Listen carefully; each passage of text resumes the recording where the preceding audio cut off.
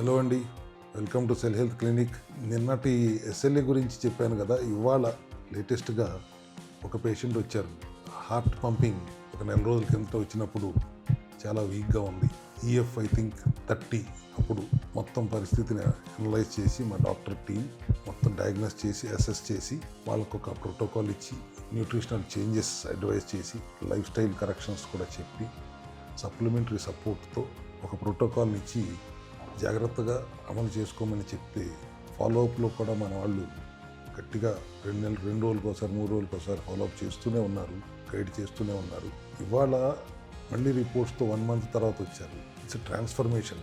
ఎందుకంటే 30 ఉన్న heart pump EF 61కి 30 డేస్లో. Is it not transformative?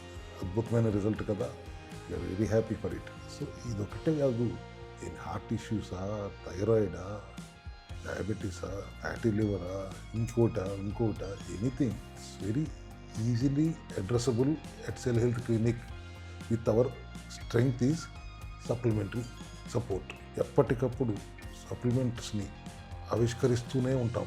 So ఎటువంటి అనారోగ్యం వచ్చినా న్యాచురల్గా సహజంగా సప్లిమెంటరీ సపోర్ట్తో చిన్న ఆహార నియమాల్లో మార్పులు చెబుతూ సూచిస్తూ, జీవన శైలిలో మార్పులు కూడా సూచిస్తూ, నెల రోజులు కాకపోతే 100 రోజులు ఎటువంటి సమస్యనైనా పరిష్కరించుకోవచ్చు. వెంటనే సంప్రదించండి సెల్ హెల్త్ క్లినిక్ని. మీకు ఏ సమస్య ఉన్నా మీ ఆరోగ్యం మా బాధ్యత.